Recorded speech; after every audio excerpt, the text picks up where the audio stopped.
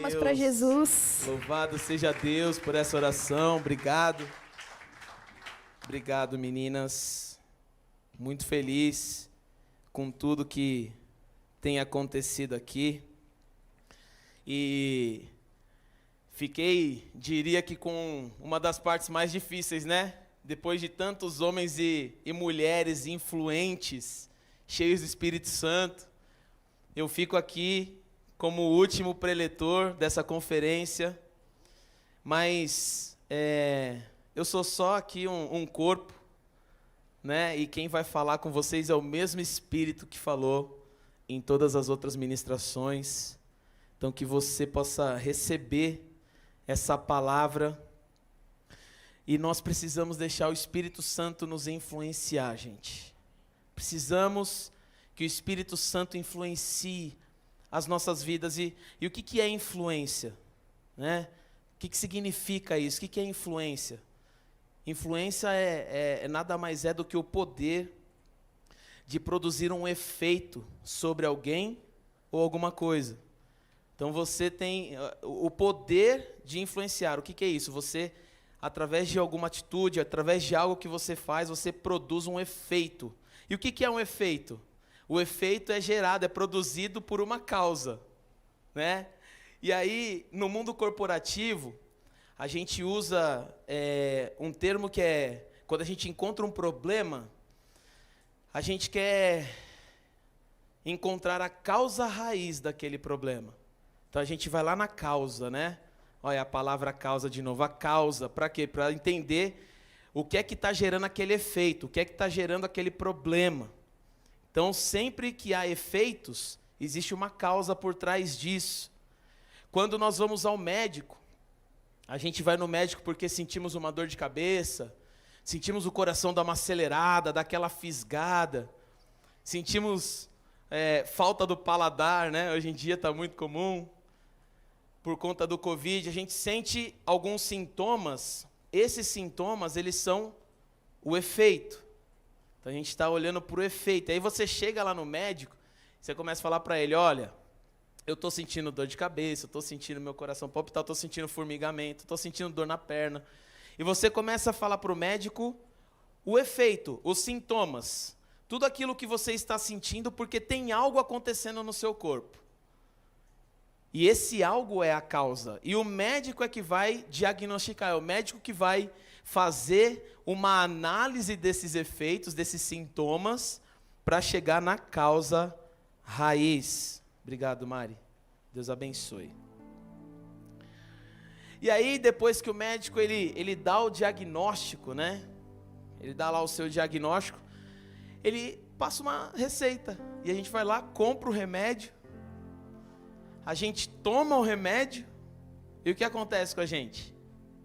A gente melhora. Os efeitos vão embora, aqueles sintomas ruins vão embora porque a gente tomou um remédio. Então a causa da cura, a causa passa a ser aquele remédio que você tomou. Tomando direitinho, né? Você vai ser curado. Então nós entendemos que existe uma causa para problemas, mas também existe uma causa para soluções. Existem duas causas. E aí eu quero ler com vocês Gênesis 1, versículo 1, que foi muito falado nessa conferência. Talvez você nem precise abrir a sua Bíblia, mas já decorou o versículo, né? De tanto que foi falado. Eu vou ler aqui na versão Nova Almeida atualizada, NAA, para o nosso amado Júnior que está ali na mídia, nas 10 sessões, glória a Deus. Obrigado aí, pessoal da mídia. Gênesis 1, versículos 1 ao 3 diz: No princípio, Deus criou os céus e a terra. A terra era sem forma e vazia. Havia trevas sobre a face do abismo. E o Espírito de Deus se movia sobre as águas. Então Deus disse: haja luz. E aconteceu o quê? Glória a Deus. Gente, o pneuma, ele vem exercendo influência sobre a natureza, sobre a terra, desde o princípio. Desde o princípio. Não foi a partir de Atos 2, não foi a partir daquela data especial que é o Pentecostes, né? O Pentecostes é uma data festiva. Não foi a partir dali que ele começou a exercer influência. Ele já vem exercendo influência sobre toda a terra desde o princípio. Ele pairava sobre as águas, ele se movia sobre as águas. E esse movimento do Espírito que fala aqui, o termo hebraico usado para ele é um termo que é um termo particular. É uma movimentação que não é a nossa movimentação, não é o movimento do homem, não é um movimento de pessoas, não é qualquer movimento, é o movimento de Deus. Ele se movia, Deus se movimentava sobre a face das águas. E ali ele estava sendo uma causa, né? A terra era sem forma e vazia, existia um problema. E ele se movimentava. E ele estava ali como uma causa preparada para agir, preparada para entrar em ação, uma ação mais peculiar ainda. Então, quando Deus diz haja luz, eu vejo que, como a Dani falou, os ingredientes do bolo estavam todos ali, né, postos, só que não estavam misturados. Então você não tinha o bolo, você só tinha os ingredientes. A terra estava aí, sem forma e vazia, os ingredientes estavam prontos. E quando Deus diz haja luz, eu imagino o Espírito Santo se manifestando na terra como um todo, em uma só vez, de uma só vez, e separando treva e luz, exercendo uma influência sobre a terra, mudando a condição da terra, mudando a condição de caos para uma condição agora de luz. E ele exercia essa influência. E aí, com essa influência, o que acontece? Tudo aquilo que estava em desarmonia, como nos ingredientes do bolo, imagina que para o bolo ficar bom, quando você joga tudo lá naquele pote, você bate, aquele negócio tem que ficar homogêneo. O que é homogêneo? Você já não consegue mais separar uma coisa da outra. Você não consegue mais distinguir o que é a farinha, o que é o ovo, o que é o açúcar. Você não consegue. É tudo uma coisa só. E o pneuma fez isso. E aí a gente vê hoje a natureza como ela é, coisa linda que Deus fez. Tudo isso resultado daquela harmonização, tudo isso resultado daqueles ingredientes que o pneuma pegou, bateu e jogou lá. Peixes, animais, árvores. E aí dessa forma a gente vê o Espírito exercendo influência sobre homens e mulheres também. Da mesma maneira, a gente vê que o pneuma chega sobre homens e mulheres de Deus, como por exemplo os profetas. E ele vem trazendo mensagens. Ele influencia os profetas vão, expõem o pecado do povo. Fala, gente, vocês não estão dando ouvido à voz de Deus. Vocês estão se afastando de Deus, vocês estão caindo na idolatria, vocês precisam voltar para Deus. E quando a gente vê os profetas na Bíblia, parece que eram homens que queriam mais o povo morto, né? Eles falavam de um jeito, está escrito de uma maneira que parece que os profetas queriam que o povo morresse logo de vez. Mas não. Os profetas falavam daquele jeito, direcionados, influenciados pelo Espírito Santo de Deus. Porque Deus não tem prazer na morte do ímpio. Deus, Ele quer que o ímpio se arrependa do seu pecado, que volte para Ele, que tenha sua vida restaurada, que saia daquele caos da idolatria, aquele caos da prostituição, da pornografia, saia daquele caos que afasta ele de Deus e entre de novo em harmonia com Deus.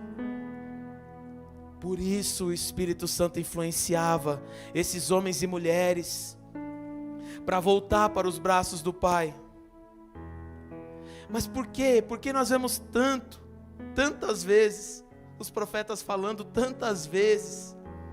Aí ia lá, falava com o povo se arrependia, entrava em harmonia. Daqui a pouco estava lá idolatrando de novo, ia outro profeta, ou o mesmo profeta, e falava de novo. Entrava no caos de novo. E aí o Espírito Santo vinha, trazia de novo para a harmonia. Por que isso? Por que tantas vezes acontecia isso? Por que o Espírito tinha que exercer essa influência constantemente nos profetas? Porque o povo estava no meio do caos, o povo gostava do pecado, achava mais fácil viver a vida pecaminosa. Eles preferiam o pecado.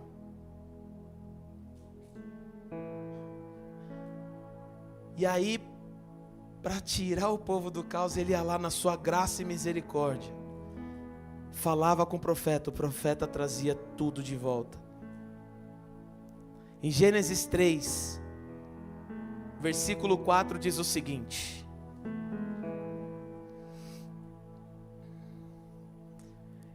Então a serpente disse à mulher: É certo que vocês não morrerão, porque Deus sabe que no dia em que dele comerem, os olhos de vocês se abrirão, e como Deus, vocês serão conhecedores do bem e do mal.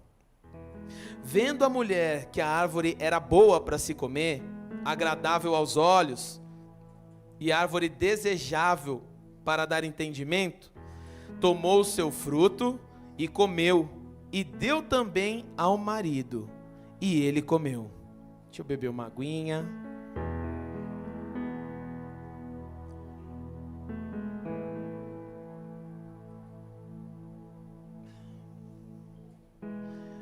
Deus, em sua palavra, num particular no nosso coração, ou através dos nossos irmãos, esse Deus, Ele nos dá instruções, Ele nos revela coisas que nós precisamos fazer, Ele fala conosco, Ele fala coisas ao nosso respeito, Ele fala coisas sobre nós na palavra dEle, Ele fala coisas sobre nós no nosso coração e através de homens e mulheres de Deus, assim como Ele fez com Adão e Eva. Imagina Deus se relacionando todo final de tarde, indo lá para o jardim, trocando aquela ideia com Adão, trocando aquela ideia com Eva. Como que Deus não falava? Imagina Deus falando: olha, Adão, Eva, eu fiz vocês a minha imagem e semelhança. Vocês estão vendo como que é o negócio? Eu vim aqui todo dia trocar ideia com vocês, porque eu gosto, eu amo isso. E aí, vem uma serpente, e essa serpente ela fala assim: olha, não foi bem isso que Deus quis dizer, não. Na verdade o que Deus falou não é bem assim. Gente, Deus fala conosco, Deus já nos revelou quem nós somos filhos de Deus. Deus fala conosco, Deus nos fala, Deus mostra para nós quem nós somos nele. Mas Satanás, ele sempre vai atacar essa área da identidade, porque ele sabe que se ele deturpar a identidade da igreja, ele já venceu, porque a igreja sem identidade não é igreja. E Satanás vai chegar em mim e em você, constantemente vai tentar falar para você assim, esse versículo que falou no seu coração aquele dia que queimou, não é bem isso não. Não é bem assim que Deus está falando não. Não é bem assim não. Isso aqui, você achava que não era pecado, aí você leu esse versículo aqui, você entendeu que é pecado, mas não é pecado. Na verdade, se você parar para pensar como você pensava antes, não é pecado não. E quando Satanás consegue nos convencer de que Deus está errado, nós entramos no caos novamente. Nós entramos no caos, nós vivemos em trevas. Quando Satanás nos convence de que o que Deus falou não é bem assim, nós entramos em trevas novamente. E aí, a gente percebe que tanto o caos quanto a harmonia são efeitos de uma causa. O caos é efeito de algo que aconteceu, e a harmonia também.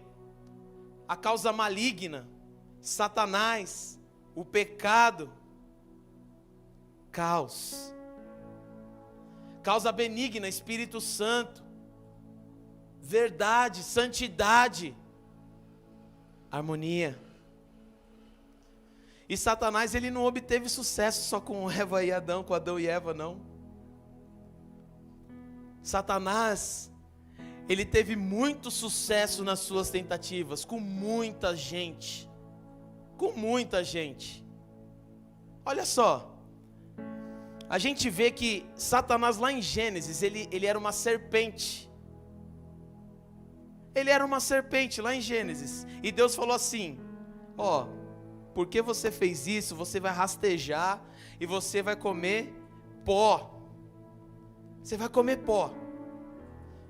Do que nós somos feitos? Nós vamos voltar para onde? Pó. E aí esse Satanás, que era uma serpente lá em Gênesis, ele aparece em Apocalipse 12:9. Coloca aqui por favor, Ju. Apocalipse 12:9, olha como essa serpente aparece. E foi expulso o grande dragão, a antiga serpente, que se chama Diabo e Satanás, o sedutor de todo mundo. Ele foi atirado para a terra, e com ele os seus anjos. Imaginem quanto pó essa serpente não comeu para aparecer como um dragão em Apocalipse. Quantas almas!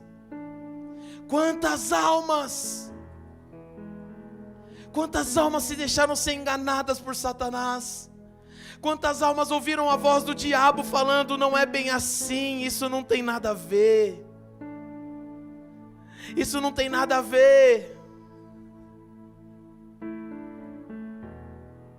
E ele se alimentando do pó, e crescendo, e crescendo, e crescendo. Durante toda a história nós vemos Satanás conseguindo convencer homens de Deus a quebrar a sua aliança com Deus. Durante toda a história, várias alianças quebradas na Bíblia, várias. Só que Deus, o pneuma, ele estava olhando para aquela situação, ele falou: meu, basta, basta. Aí ele toma o profeta Isaías, e em Isaías 9:1 diz o seguinte: mas para a terra que estava aflita, não continuará a escuridão. Deus nos primeiros tempos tornou desprezível a terra de Zebulon e a terra de Naftali, mas nos últimos tempos tornará glorioso o caminho do mar além do Jordão, Galileia dos gentios. O povo que andava em trevas viu grande luz, e aos que viviam na região da sombra da morte resplandeceu-lhes a luz. Tu, Senhor, tens multiplicado esse povo e aumentaste a sua alegria. Eles se alegraram diante de ti, e se alegraram no tempo da colheita, e como exultam quando repartem os despojos, porque tu quebrastes o jugo que pesava sobre eles, a vara que lhes feria os ombros e o cetro do seu opressor, como no dia da vitória sobre os midianitas. Porque toda a bota com que o guerreiro anda no tumulto da batalha, e toda a roupa revolvida em sangue, serão queimadas, servirão de pasto ao fogo. Porque um menino nos nasceu, um filho se nos deu, o governo está sobre os seus ombros, e o seu nome será Maravilhoso Conselheiro, Deus Forte, Pai da eternidade, Príncipe da paz. Ele estenderá o seu governo, e haverá paz sem fim sobre o trono de Davi e sobre o seu reino, para o estabelecer e para firmar com juízo e com justiça, desde agora e para sempre.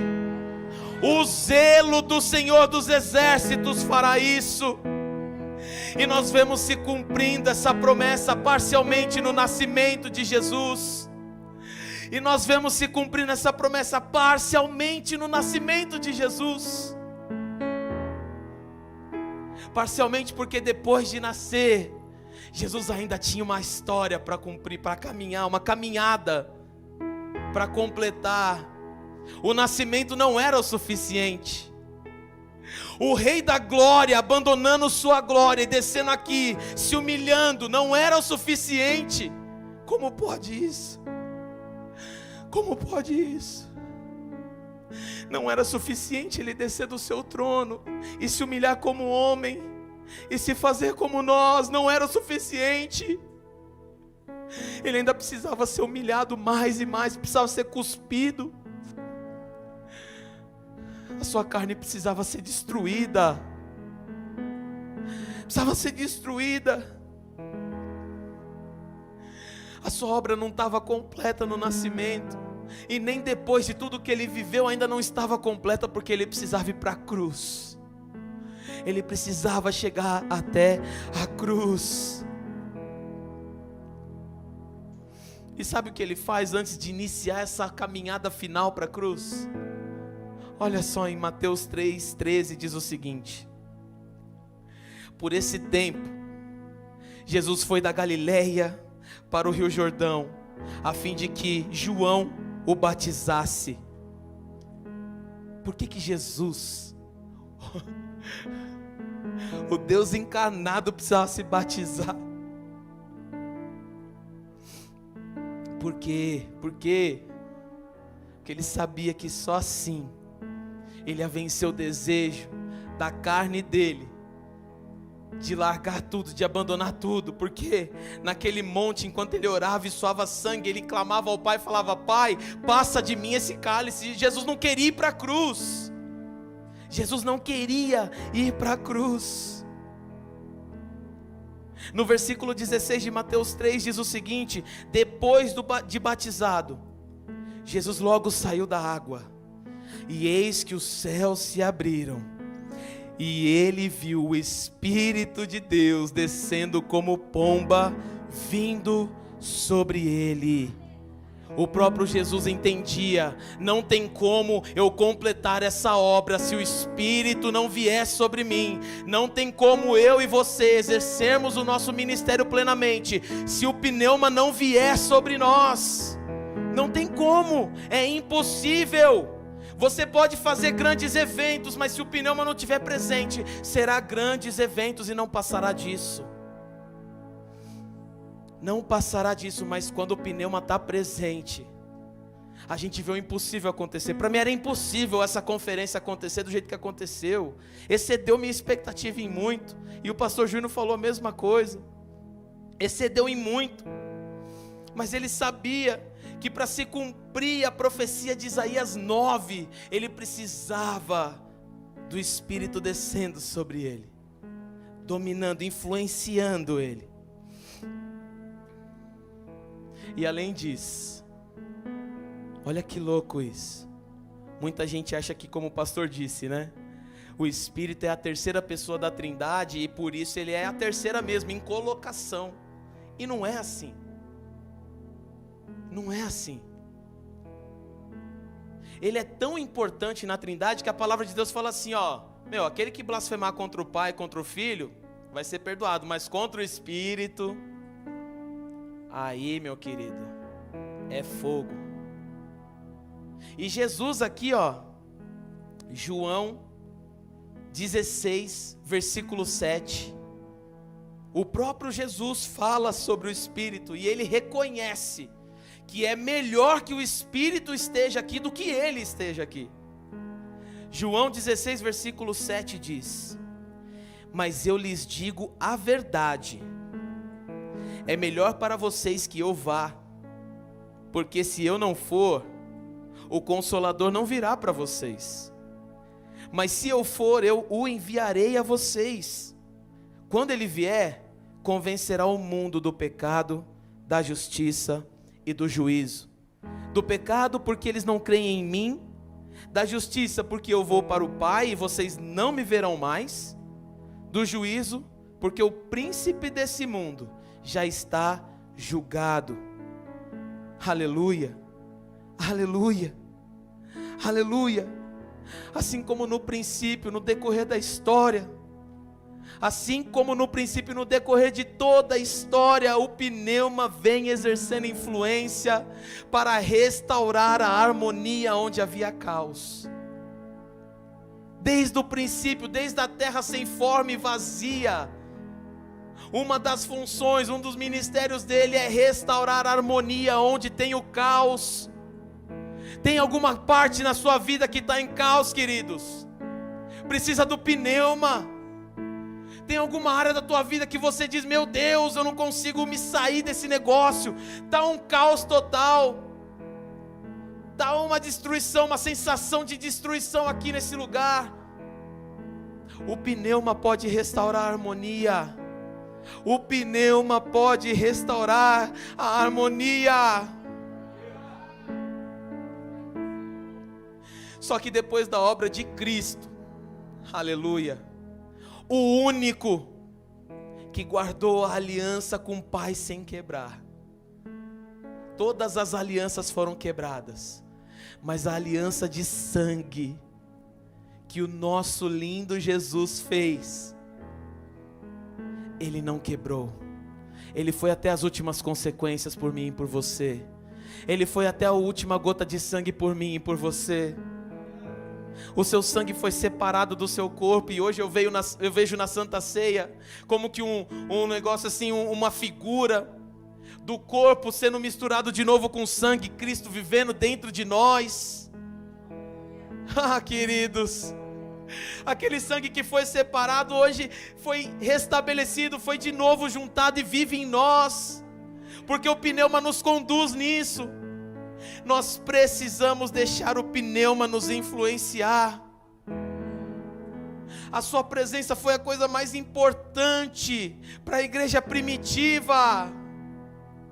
Sem o pneuma não estaríamos aqui hoje.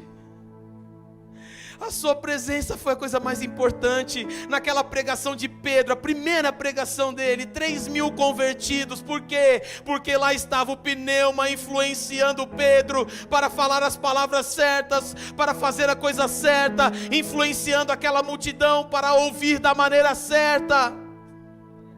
E 3.000 se juntaram à igreja. Ali estava o pneuma enquanto Estevão falava com os religiosos da época. E os religiosos arrangiam os dentes, endemoniados praticamente. Pegava a pedra e jogava. Vamos fechar a boca desse cara de algum jeito, que seja na pedrada. Então vai, toma pedrada. E ali estava o pneuma, abrindo a visão de Estevão e vendo o Filho de Deus assentado à direita do Pai e dizendo: Pai, perdoa-lhes porque eles não sabem o que fazem. E depois daquela morte, queridos, a igreja não pôde ser parada. Depois daquela morte, a igreja se expandiu, porque os cristãos fugiram para outras localidades, e ali os gentios começaram a ouvir a palavra de Deus. Toda vez que Satanás matava a igreja multiplicava. Um rei perseguia, decapitava a igreja multiplicava. Um rei via para parar, os religiosos vinham prender, a igreja multiplicava na prisão. Prendiam os discípulos, os apóstolos, sabe o que eles faziam? Influenciados pelo pneuma: um terremoto vai acontecer aqui. E as portas da cadeia se abriam, muros vinham ao chão. Por quê? Porque o pneuma estava influenciando aqueles homens. Era o próprio pneuma que os levava para aquela prisão. Para quê? Para quê? Para salvar os filhos de Deus que já estavam esperando a chegada dele naquele lugar. Coloque-se de pé, queridos, por gentileza. Vou pregar mais 40 minutos. Aleluia, Jesus. Aleluia. Precisamos deixar o pneuma nos influenciar. Precisamos deixar o pneuma nos influenciar. Você que chegou aqui com traumas na tua vida, você que depois de todas essas 9 sessões que aconteceram ainda continua com algum trauma na tua vida, eu profetizo sobre você libertação agora. Eu profetizo o pneuma, o Espírito Santo de Deus invadindo você de tal maneira que você vai ser curado no teu coração. Você vai ser curado no teu espírito. Espírito Santo, comunica com o espírito dessa pessoa. Liberta ela dessa prisão, liberta ela dessa cadeia, Senhor. Aleluia. Você que chegou aqui em dúvida sobre a existência de Deus, que está em crise, será que Deus existe mesmo? Será que realmente Deus fala? Aleluia. Você vai ser liberta desses pensamentos malignos, porque Deus te criou à imagem e semelhança dEle. Ele não só existe, mas Ele é o teu Pai. Ele te formou à imagem e semelhança dEle. Ele é teu Pai. Aleluia. Eu profetizo a manifestação dos filhos maduros de Deus nesse lugar. Eu declaro a manifestação daqueles filhos que vão orar e vão curar enfermos, filhos que vão orar e através de suas orações vidas serão restabelecidas, restauradas e voltarão a ter harmonia com o papai, com o pneuma. Aleluia. Santo Espírito, você que errou no passado,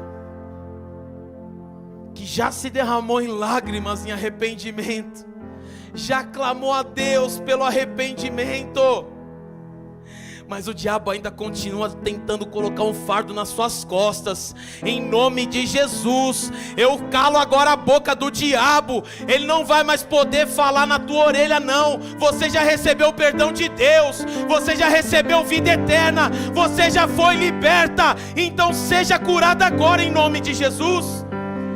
Joga o teu fardo para Jesus, pega o dele.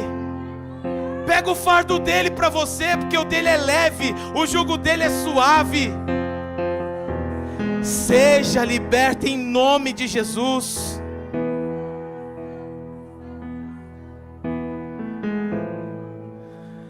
Você que tem vivido os efeitos de uma causa ruim, aleluia. Você que tem vivido efeitos de causa ruim, o teu pecado está te fazendo viver.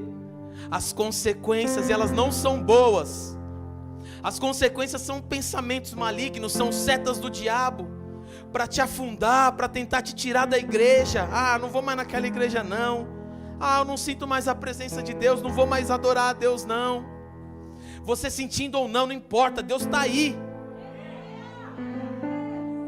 Deus não está presente só quando você sente não. Deus está aí o tempo todo. Serei convosco até a consumação do século. Sabe o que está faltando para você? Está faltando você evangelizar. Está faltando você falar de Deus para alguém. Está faltando você cuidar de alguém. Cuida de alguém que você vai ver os seus problemas sendo cuidados por Deus. Aleluia. Aleluia. Aleluia. A solução para você que pecou e está vivendo esses efeitos ruins é o pneuma. Receba o Espírito Santo de Deus. Sejam cheios do Espírito Santo de Deus agora, não é daqui a pouco não, mas seja cheio agora. Vai dando lugar para o Espírito Santo. Abre o teu coração, abre o teu coração. Para de se preocupar com quem está do teu lado e abre o teu coração para receber e ser cheio do Espírito Santo de Deus. Porque como o Douglas fez aqui na dinâmica, o fogo vai vir, o fogo do inferno vai vir para tentar te queimar. Não vai conseguir queimar, porque você estará cheio do Espírito